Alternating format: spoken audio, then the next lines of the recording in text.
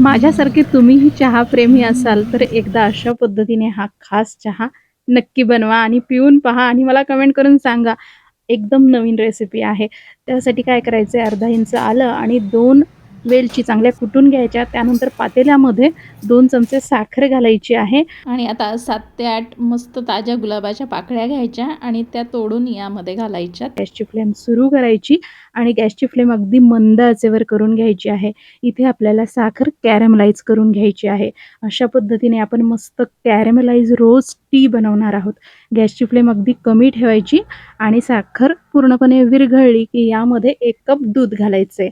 तुम्ही दूध प्लस पाणी घालू शकता, पण नुसतं दूध घातलं ना की चहाला खूप छान चव येते.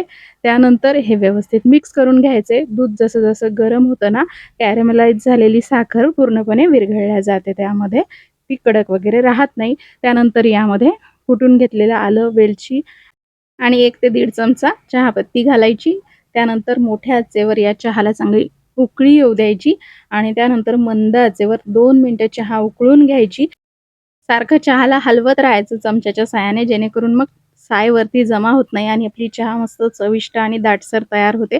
बघू शकता अगदी 5 मिनिटामध्ये मस्त कॅरमलाइज रोज टी आपली तयार झालेली आहे. तर आपण साखर आणि गुलाब जे कॅरमलाइज करतो ना, त्यामुळे या चहाची चव अप्रतिम येते. तुम्ही एकदा नक्की करून पहा आणि कशी वाटली रेसिपी कमेंटमध्ये कळवा. धन्यवाद.